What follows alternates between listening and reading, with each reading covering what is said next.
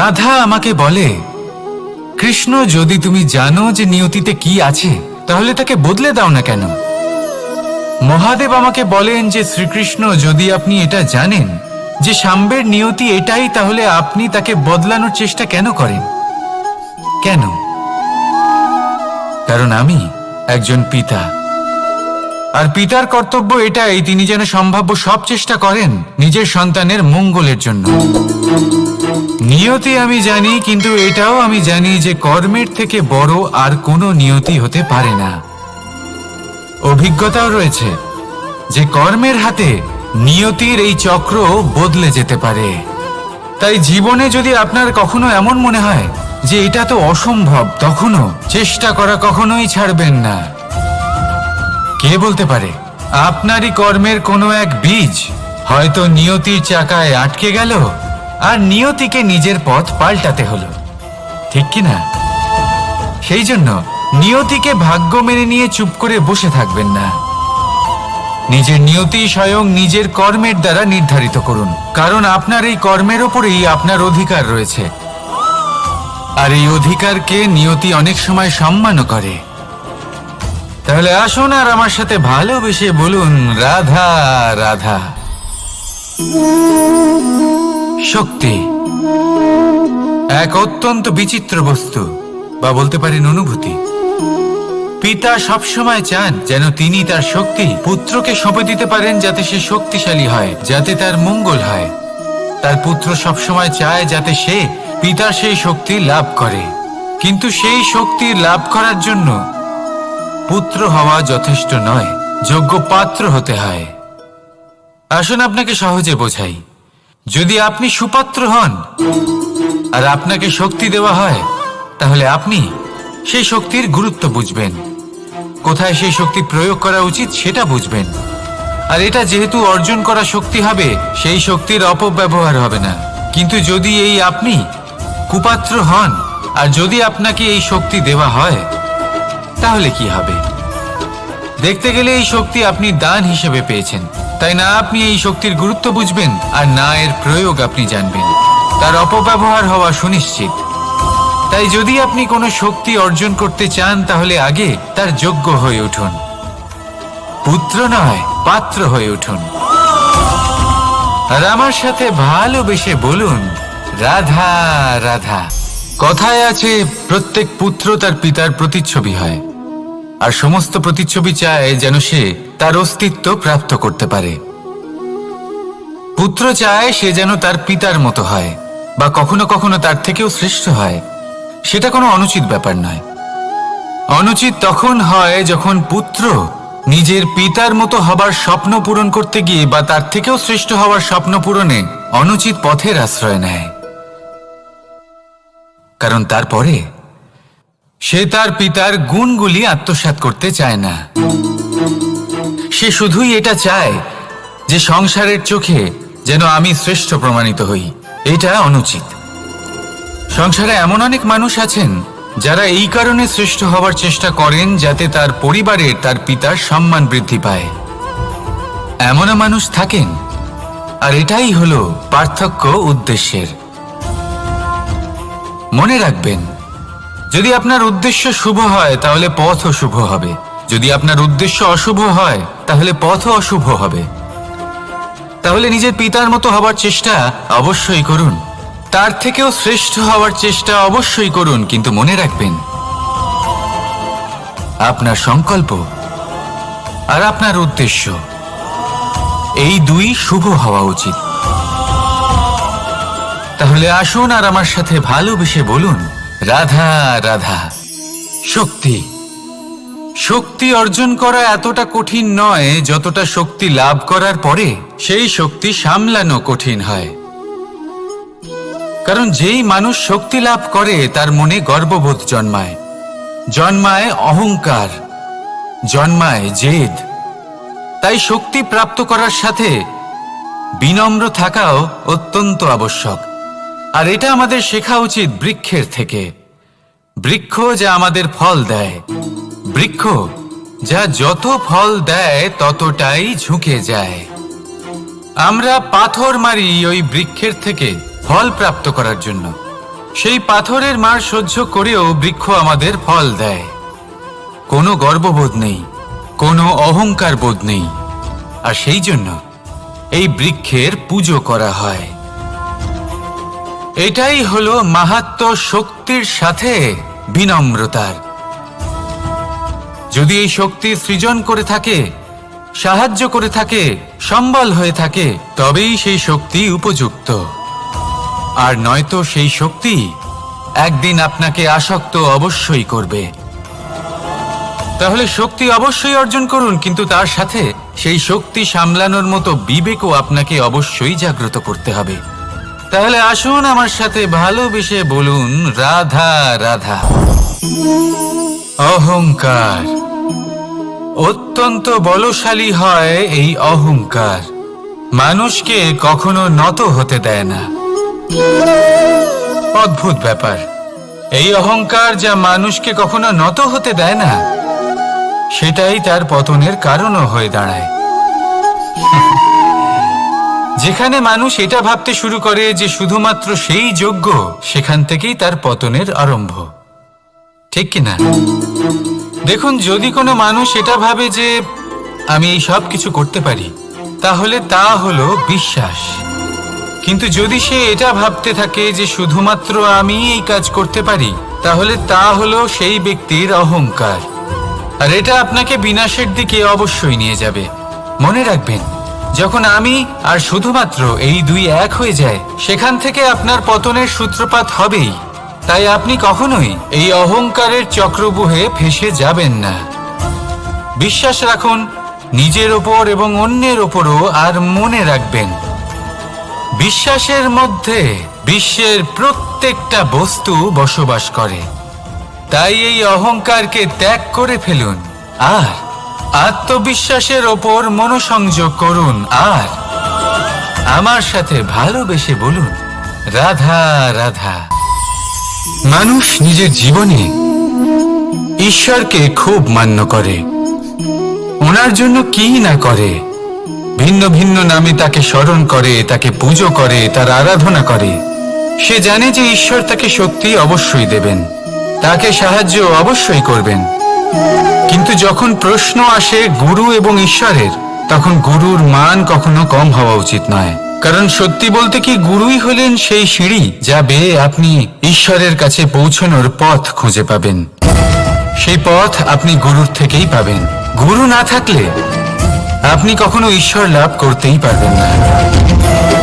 আর জীবনে অনেক সময় লক্ষ্যের থেকেও অনেক বেশি গুরুত্বপূর্ণ হলো পথ। তাই এই পথের সম্মান করতে শিখুন, অর্থাৎ গুরুকে সম্মান করতে শিখুন। কারণ গুরুই হলেন পরমেশ্বর। তাহলে আসুন আর আমার সাথে ভালোবেসে বলুন, রাধা রাধা। আপনার জীবনে আপনার প্রকৃত বন্ধু আসলে কে? আপনার সব থেকে শ্রেষ্ঠ মিত্র আসলে কে? তিনি যিনি সময় এলে পরে আপনাকে সাহায্য করেন, নাকি তিনি যিনি সময় এলে পরে আপনাকে অর্থ দেন? দেখুন, আমরা হলাম মানুষ, আমাদের জীবনে লেনদেন চলতেই থাকে। এটা আমাদের জীবনের অভিন্ন অংশ। কিন্তু অনেক সময় এমন হয় যে আমরা তাকেই নিজের প্রকৃত বন্ধু বলে মনে করি, যিনি আমাদের একটা বহুমূল্য উপহার দেন। ঠিক কিনা? এবার আপনার জীবনে সেই বহুমূল্য উপহার কোনটা, ওই অমূল্য মিত্র আসলে কে, সেই সিদ্ধান্ত হলো আপনার। কিন্তু যদি আপনি আমাকে জিজ্ঞেস করেন, তাহলে আমার মতে স্বর্ণ, হিরে, মুক্ত, ধন এগুলো বহুমূল্য নয়। বহুমূল্য হলো সঙ্গ, যখন আপনি একা হয়ে যাবেন। সময়, যখন আপনার তাকে প্রয়োজন হবে। সমর্পণ, যখন আপনার বিশ্বাসের প্রয়োজন পড়বে। যে মানুষ আপনার প্রতি এই 3 গুণ প্রদর্শন করেন, যিনি আপনার কঠিন সময়ে আপনাকে অবশ্যই সঙ্গ দেবেন, যখন আপনার প্রয়োজন পড়বে আপনাকে অবশ্যই সময় দেবেন, আপনার প্রতি সম্পূর্ণ সমর্পিত থাকবেন, সেই হলো আপনার আসল মিত্র, সেই হলো আপনার প্রকৃত বন্ধু। কারণ সত্যি বললে, বন্ধুত্বের অর্থই হলো নিজেকে সম্পূর্ণরূপে কারোর কাছে সমর্পণ করে দেওয়া। তাই আপনার সেই বন্ধুর জন্য নিজের প্রাণ উজাড় করে দিন। আর ভালোবেসে বলুন, রাধা রাধা। মানুষ জীবনে তিনটে কাজ অবশ্যই করে থাকে, কিছু দান করে, কিছু গ্রহণ করে, আর কিছু ত্যাগ করে দেয়। এটাও ভাবতে থাকে যে এটা করলে কিভাবে করবে। দেবার জন্য পর্যাপ্ত ধন নেই, নেবার জন্য সংসারে অত স্নেহ নেই, আর ত্যাগ করার জন্য জীবনে এত সুখই নেই, তাহলে কিভাবে করবে? আসলে আমরা বস্তুগত চাহিদা অর্জনে এত ব্যস্ত হয়ে পড়ি যে আমরা বুঝতেই পারি না যে কি নেবার আছে, কি দেবার আছে, আর কি ত্যাগ করার আছে। তাহলে আজ আমি আপনাকে বলেই দিই, মনে রাখবেন এই তিনটে গুরুত্বপূর্ণ গুণ, তিনটে গুরুত্বপূর্ণ কথা। দেবার জন্য আছে দান, নেবার মতো আছে জ্ঞান, আর ত্যাগ করার মতো আছে অহংকার। যখন আপনি দান করতে শিখে যাবেন, জ্ঞান অর্জন করার শক্তি আপনা থেকেই আপনার মধ্যে চলে আসবে। আর যখন এই জ্ঞান আপনার মধ্যে প্রবেশ করবে, অহংকার আপনা থেকেই আপনার থেকে দূরে চলে যাবে। যে ব্যক্তি এই তিনের মধ্যে ভারসাম্য বজায় রাখতে পারে, তার বর্তমান, ভূত, ভবিষ্যৎ, লোক, পরলোক সবকিছু শুধরে যায়। যেই দিন আপনি দান করতে শিখে যাবেন, জ্ঞান আহরণ করতে শিখে যাবেন, অভিমান ত্যাগ করতে শিখে যাবেন, আপনার সর্বশক্তিশালী, সর্বশক্তিমান পরমেশ্বরেরও প্রয়োজন পড়বে না। কারণ তখন ঈশ্বর আপনার মধ্যেই বাস করবেন। তাহলে আসুন আর আমার সাথে ভালোবেসে বলুন, রাধা রাধা। জীবনে অনেক সময় সমস্যা আমাদের চারদিক থেকে ঘিরে ফেলে। এই সমস্যা নানান ধরনের হতে পারে। আর্থিক সমস্যা হতে পারে, পারিবারিক সমস্যা হতে পারে, কোনো সম্পর্ক নিয়ে সমস্যা হতে পারে, কখনো কোনো দৈনিক সমস্যা হতে পারে, কখনো কোনো দ্বন্দ্ব হতে পারে, অনেক সমস্যা হতে পারে। কিন্তু যখনই কোনো সমস্যা আসে, আমাদের মনে তার জন্য একটা উত্তর অবশ্যই থেকে থাকে, যা আমাদের অন্তরে রয়েছে। একে আমরা বলি আত্মা। আত্মা হলো পরমাত্মারই রূপ, আর পরমাত্মা তা কখনোই কিছু অনুচিত চাইবে না, তাই তো? এই আত্মা খুব ভালো করে জানে যে কোনটা উচিত আর কোনটা অনুচিত। যদি আসল বিষয়ের কথা বলি, তাহলে আপনাকে নিজের মনকে বুঝতে হবে। কারণ আত্মা তো পরমাত্মা থেকেই আসে। কিন্তু এই মন মানুষ জন্ম থেকেই প্রাপ্ত করে, যার বিকাশ হয় এই সংসারকে দেখে। যেদিন আপনার এই মন আর আপনার এই আত্মা, এই দুই এক হয়ে যাবে, আত্মসাৎ হয়ে যাবে, সেদিন আপনার জীবনে না কোনো সমস্যা থাকবে, না কোনো ঝঞ্ঝাট থাকবে, না কোনো সংকট থাকবে। কারণ আপনার কাছে সেই সমস্ত সমস্যার, সমস্ত বিপদের সমাধান থাকবে, আর তাও আপনারই অন্তরে। তাহলে আসুন আর আমার সাথে ভালোবেসে বলুন, রাধা রাধা। ভক্তি আর শক্তি, এই দুইয়ের মধ্যে সম্পর্ক অত্যন্ত সরল। মানুষ ভক্তি করেন যাতে তিনি শক্তি লাভ করতে পারেন, আর শক্তি লাভ করার পরে ভক্তি ভাব ভুলে যান, আর শক্তির প্রতি আসক্তিতে মত্ত হয়ে যান, আর সেখান থেকেই তার বিনাশ শুরু হয়। কেন? কারণ ভক্তির দ্বারা প্রাপ্ত শক্তি অন্য কারোর হিতের জন্য ব্যবহার করতে হয়, অন্য কারোর মঙ্গল করার জন্য ব্যবহার করতে হয়, কারোর বিনাশের জন্য নয়। এবার যদি আমি আপনাদের একটা উদাহরণ দিয়ে বোঝাই, তাহলে কোদাল দিয়ে আমরা মাটি কোপাতে পারি, একটা গর্ত খুঁড়তে পারি, যাতে একটা নতুন বৃক্ষ জন্ম নিতে পারে।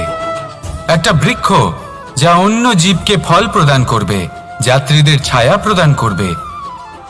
কিন্তু এই কোদালের ব্যবহার যদি আমরা অন্য কারোর ক্ষতি করার জন্য করি, তাহলে ক্ষতি শুধুমাত্র আমাদেরই হবে। তাই জীবনে যদি আপনি কোনো শক্তি লাভ করেন, হয়তো ভক্তির দ্বারা বা অন্য যেখান থেকেই হোক, তার সদ্ব্যবহার করতে শিখুন, নয়তো এই প্রাপ্ত শক্তি আপনার পতনের কারণ হয়ে দাঁড়াবে। তাহলে আসুন আমার সাথে ভালোবেসে বলুন, রাধা রাধা।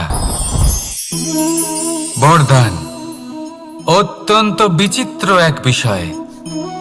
কিন্তু দেখতে গেলে এই বরদান কি না করতে পারে। এক দরিদ্রকে রাজা বানিয়ে দিতে পারে, একজন দুর্বলকে এই সংসারের সব থেকে শক্তিশালী ব্যক্তি বানিয়ে দিতে পারে। কিন্তু আমরা ভুলে যাই এক অত্যন্ত গুরুত্বপূর্ণ কথা।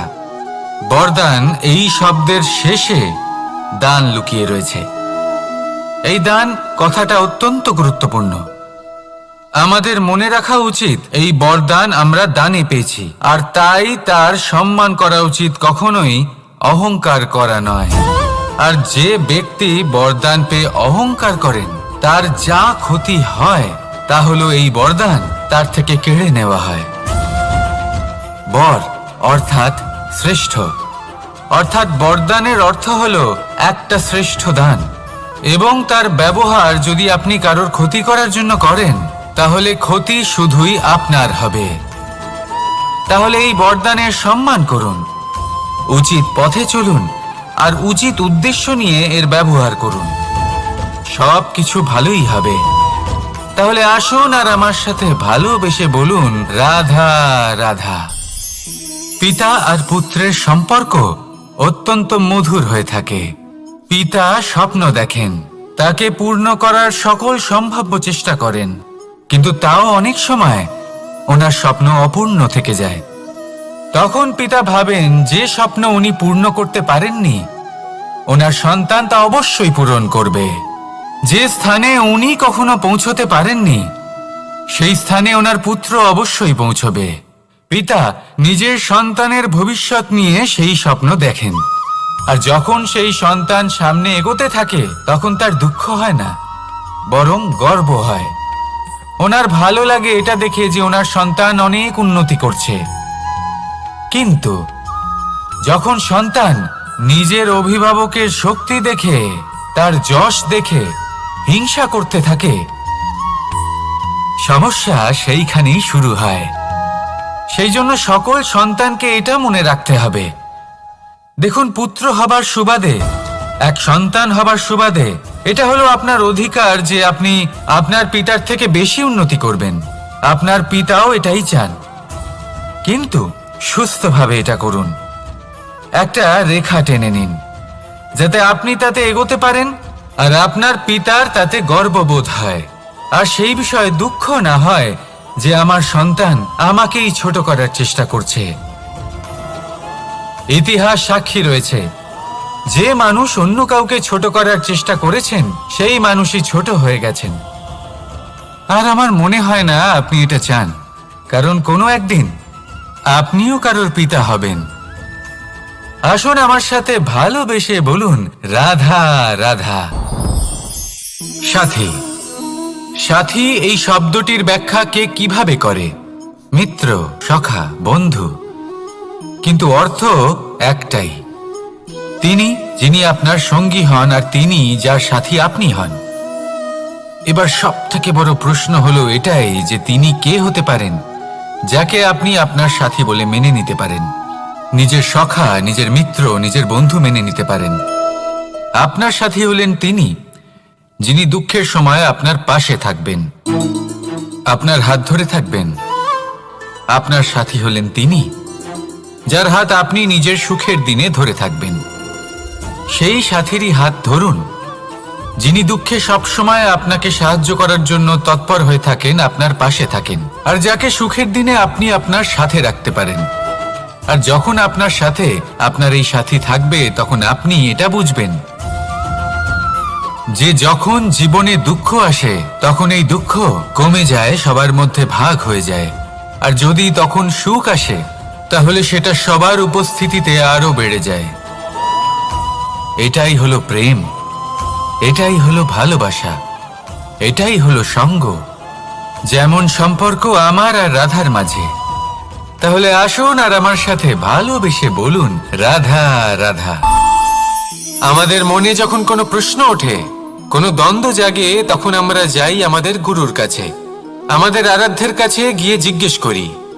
এইভাবেই একদিন আমি পৌঁছলাম আমার আরাধ্যের কাছে, আমার মহাদেবের কাছে, আর ওনাকে প্রশ্ন করলাম যে মহাদেব, জীবনে আনন্দ পাওয়ার, উৎসব পালনের, প্রেম ভাগ করে নেবার জীবনকে উপভোগ করে নেওয়ার সর্বশ্রেষ্ঠ সময় কোনটা? মহাদেব হাসলেন আর উনি বললেন, জীবনে উৎসব পালনের সবথেকে শ্রেষ্ঠ দিন হলো মৃত্যুর ঠিক আগের দিনটা।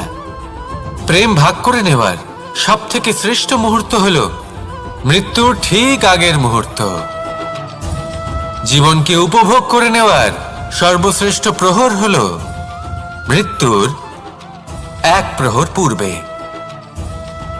তখন আমি চমকে গেলাম। আমি বললাম, কিন্তু মহাদেব, মৃত্যু তো অনিশ্চিত, আমরা জানিও না কবে আমাদের মৃত্যু হবে। মহাদেব আবার হাসলেন। উনি বললেন যে যদি আমরা এভাবে জীবন কাটাই যে আমরা জীবনের প্রত্যেক দিন, প্রত্যেক মুহূর্ত, প্রত্যেক প্রহর শেষ বলে মনে করি, তাহলে আমাদের সমস্ত জীবন আনন্দের সাথেই অতিবাহিত হবে। কি বলেন? তাহলে আপনিও এই কথা মনে রাখুন আর আমার সাথে ভালোবেসে বলুন, রাধা রাধা। জীবনে অগ্রসর হওয়ার জন্য আমাদের কাকে প্রয়োজন হয়? মাতা পিতা, বন্ধু, প্রেম, সাহায্য, অর্থ, পরিশ্রম, আশা। ভিন্ন ভিন্ন মানুষ ভিন্ন ভিন্ন বিকল্প চয়ন করে। যদি আমি আপনাকে বলি, তাহলে জয় আর পরাজয়ের মন্ত্র দুটো শব্দের উপর নির্ভর করে, মেনে নেওয়া আর দৃঢ় হওয়া। যদি মেনে নেন তাহলে হেরে যাবেন, যদি দৃঢ় হন তাহলে নিশ্চিত রূপে জয়ী হবেন। যদি কখনো আপনি ক্লান্ত হয়ে ওঠেন, আপনি দুঃখী হন, পুরোপুরি ভেঙে পড়েছেন, তখন মেনে নেবেন না যে আপনি ভেঙে পড়েছেন, নয়তো হেরে যাবেন। তখন উল্টে স্থির করবেন যে যাই হয়ে যাক না কেন, আমি জয়ী হবই। আর আপনি দেখবেন যে জয় নিশ্চিত রূপে আপনার কাছেই আসবে। তাহলে এই কথা মনে রাখবেন আর আমার সাথে ভালোবেসে বলবেন, রাধা রাধা। সময়, জীবন, কাল। দেখতে গেলে এই তিনটি শব্দ একটি শব্দেরই সমার্থক শব্দ মনে হয়, কিন্তু এই শব্দগুলির অর্থ কি সমান? কখনোই নয়। হ্যাঁ, এই সময় চলতে থাকে, জীবন চলতে থাকে, কালচক্র চলতে থাকে। এই সময় কেটে যায়, কিন্তু এই জীবন, একে যাপন করতে হয়। কি বলেন? এই জীবনে কিছু করুন বা কিছু না করুন, জীবন এমনি কেটে যাবে, আপনি জানতেও পারবেন না। কিন্তু সেটা আমাদের উদ্দেশ্য নয়, একে যাপন করতে হবে। এই জীবনে প্রেরণা পেতে শিখুন, প্রেরণা দিতে শিখুন, আহ্বান গ্রহণ করতে শিখুন, আহ্বান জানাতে শিখুন, মহান কাজ করতে শিখুন, ধন্যাত্মক বোধ জাগিয়ে তুলুন। জীবন অতিবাহিত করার অর্থ কি তা আপনি শিখে যাবেন।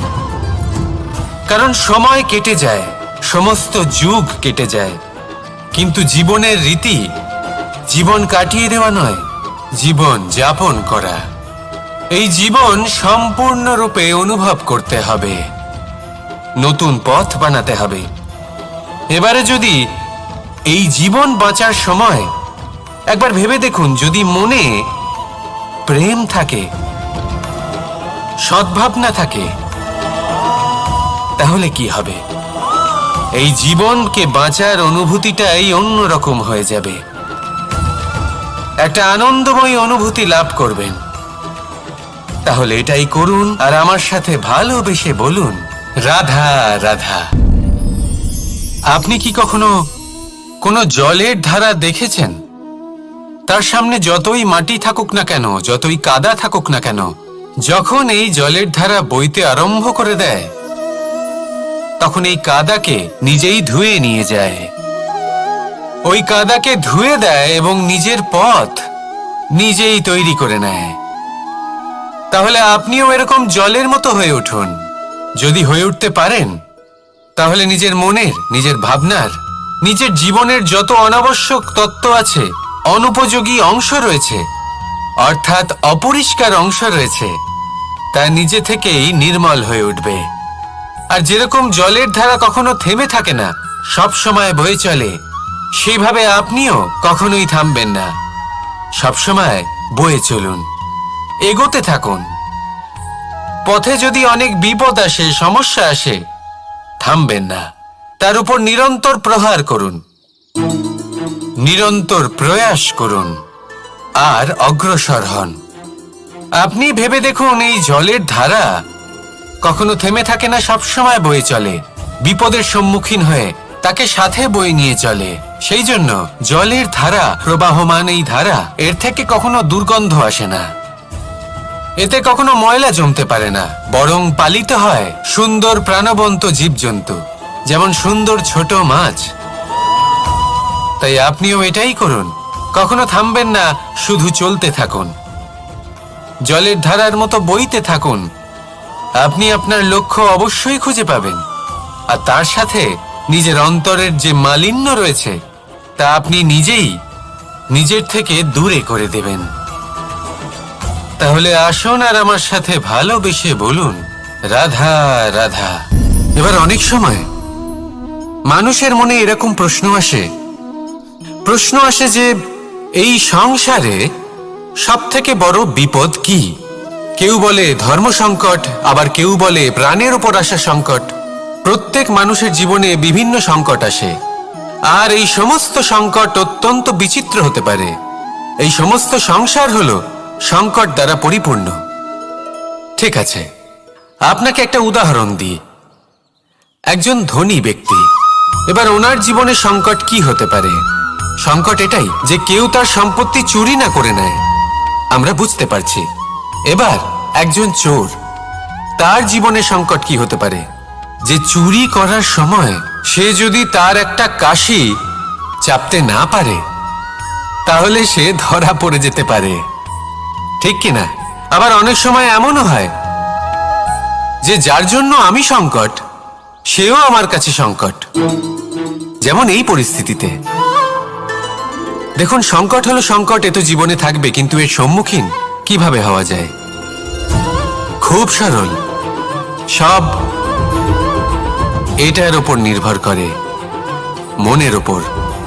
এই মনকে নিয়ন্ত্রণ করলে সব ঠিক থাকবে। এবার যদি ধনী ব্যক্তি মনকে নিয়ন্ত্রণ করে ফেলেন, নিজের অর্থের ব্যবহার শুভ কাজের জন্য, সমাজের সেবার জন্য বিকাশ করতে করেন, ওই অর্থকে একত্রিত করে না রাখেন, তাহলে চুরির সমস্যা, এই সংকট সেখানেই কেটে যাবে। এবার যদি কথা বলি সেই চোরের, তাহলে চোর যদি নিজের মনকে সংযত করে নেয়, যদি নিজের কর্মকে নিয়ন্ত্রণ করতে পারে, তাহলে এমন কোনো স্বর নেই, এমন কোনো স্বর নেই যা ওকে ধরা পড়তে বাধ্য করবে।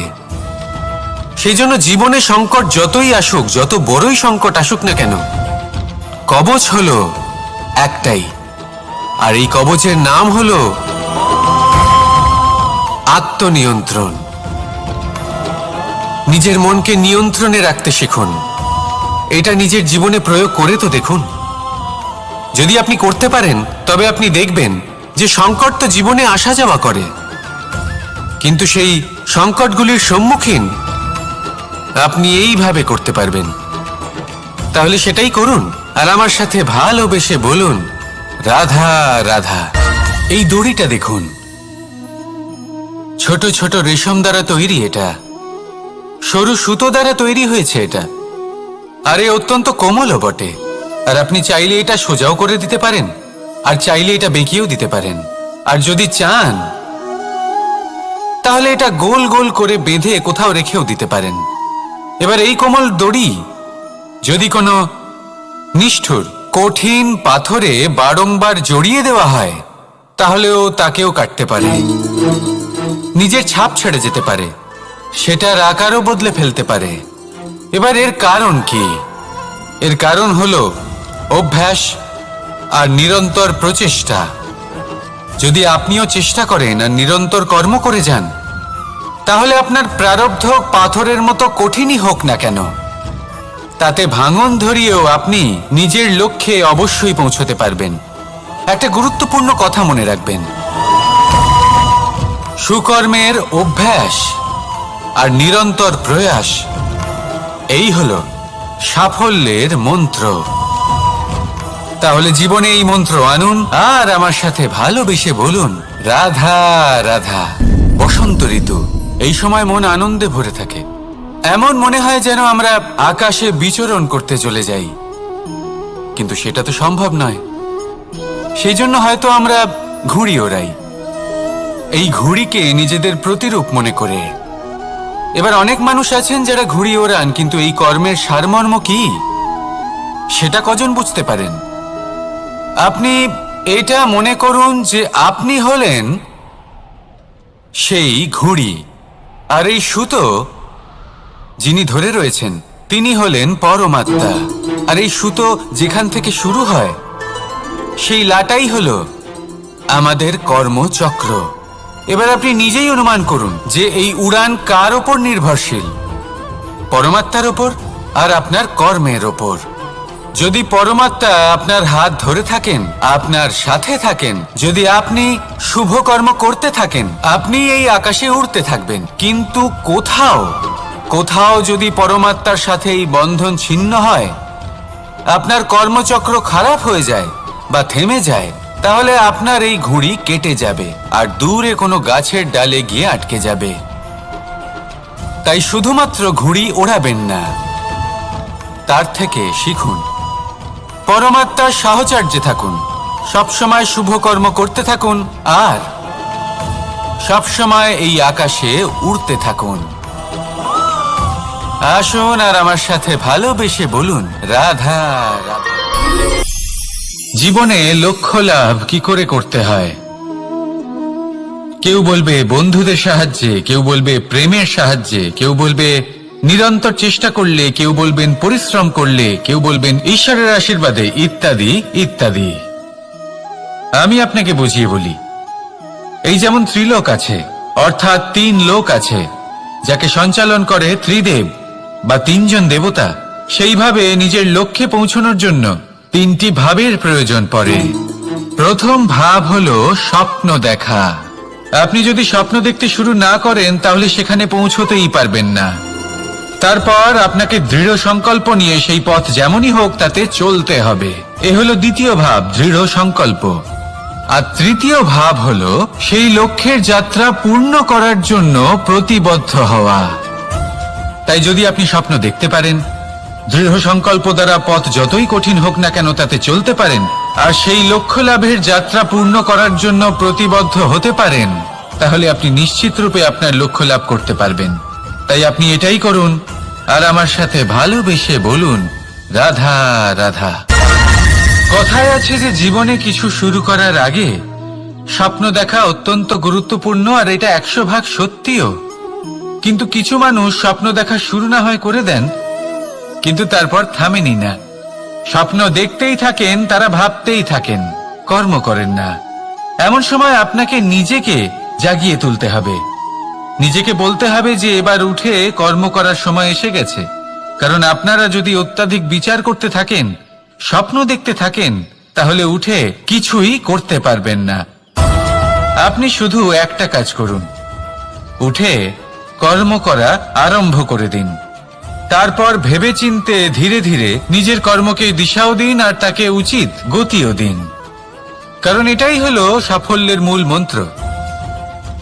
না শুধু কর্ম করুন না ভাবনা চিন্তা করে, আর না শুধু ভাবুন কর্ম না করে। সাফল্যের মূল মন্ত্র হলো এর ভারসাম্যে।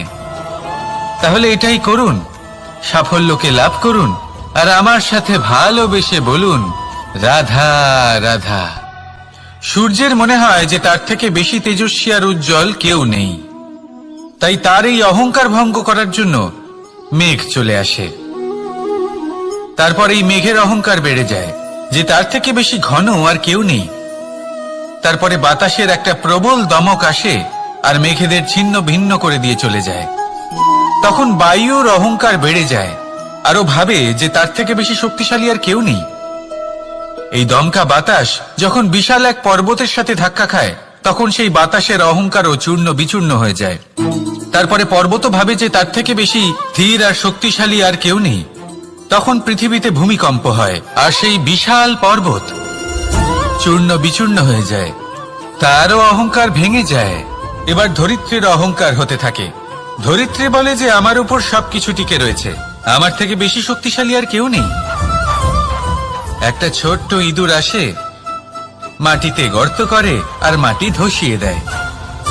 ধরিত্রীর অহংকার ভেঙে যায়।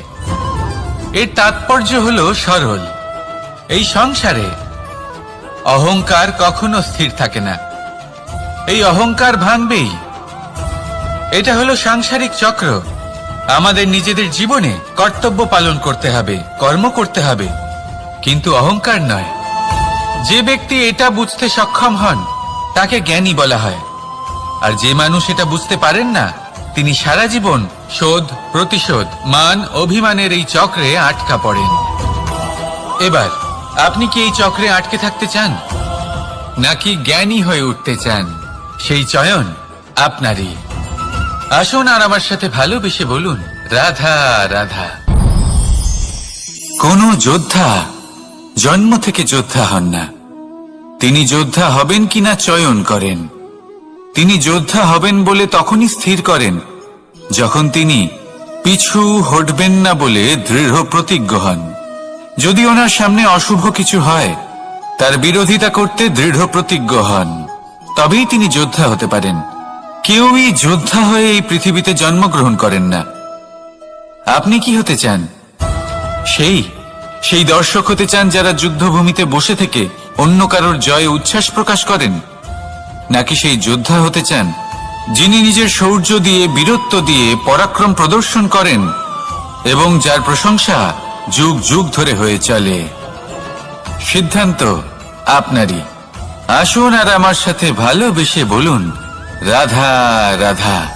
সাফল্য খুব সহজ এক শব্দ।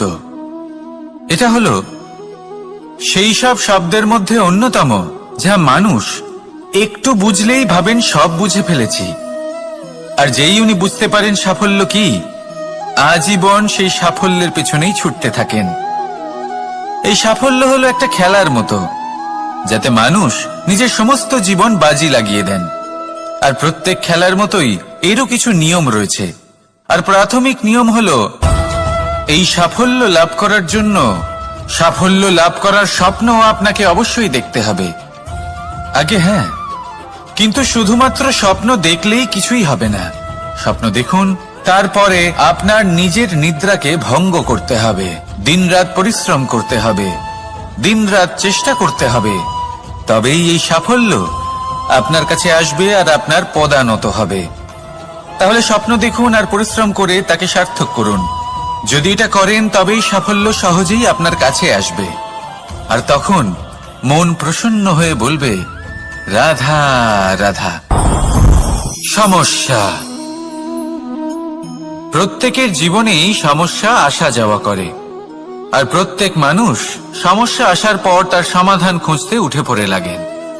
কিন্তু যখনই সমস্যার সমাধান হয়ে যায় আমরা সুপ্রসন্ন হয়ে যাই এবং অসাবধানও হয়ে যাই। আমাদের মনে হয় যে আমরা সম্পূর্ণরূপে সমস্যার অন্ত করেছি, কিন্তু কোথাও না কোথাও একটা ছোট্ট বীজ রয়েই যায়, আর সেই বীজ আমাদের অসাবধানতার ছত্রছায়ায় বড় হতে থাকে, আর তারপর মহা সংকট হয়ে আবার আমাদের উপর আক্রমণ করে।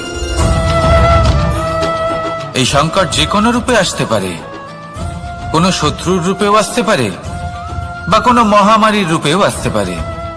সেই জন্য সব সময় সাবধান থাকাই উচিত, কারণ অসাবধান হলে কি হয়, আমাদের সুরক্ষা চক্রে একটা ছেদ উৎপন্ন হয়, আর আমাদের শেষ করতে পারে এমন এক বাণ সেই ছেদ বিন্দু হয়ে আমাদের হৃদয়ে প্রবেশ করতে পারে। তাই যে কোনো সমস্যার সমাধান করুন, জয়ী হন, উৎসব পালন করুন, কিন্তু সাবধানে থাকবেন। আসুন আর আমার সাথে ভালোবেসে বলুন, রাধা রাধা। আমাদের জীবনে দুই ধরনের সম্পত্তি হয়ে থাকে, এক হলো ভৌতিক সম্পত্তি, এক হলো জৈবিক সম্পত্তি। অর্থ, সম্পদ, সুবিধে, খাদ্য এইসব ভৌতিক সম্পত্তির মধ্যে পড়ে। ব্যক্তি, মিত্র, পরিবার, আমাদের আপনজন, আত্মীয় স্বজন সব জৈবিক শ্রেণীতে পড়ে। আর প্রত্যেক মানুষের পক্ষে এই বিভাজন বোঝা অত্যন্ত আবশ্যক, কারণ মূলত আমাদের ব্যবহার দুই রকমের হয়ে থাকে, হয় আমরা ভালোবাসি বা আমরা সদ্ব্যবহার করি। আর সবথেকে বড় ভুল আমরা তখন করি যখন আমরা বুঝতেই পারি না যে ভালোবাসবো কাকে আর ব্যবহার করব কাকে। আমরা ভৌতিক সম্পত্তি ভালোবেসে ফেলি আর ব্যবহার করি জৈবিক সম্পত্তিকে, যেখানে এটা অনুচিত। জৈবিক সম্পত্তিকে ভালোবাসুন আর ভৌতিক সম্পত্তিকে ব্যবহার করুন। যেদিন আপনার মধ্যে এই বোধ জাগ্রত হবে যে কাকে ভালোবাসবেন আর কাকে ব্যবহার করবেন, সেই দিন আপনার জীবনে শুধুই শান্তি বিরাজমান হবে। আর তখন এই মন প্রসন্ন হয়ে বলবে, রাধা রাধা।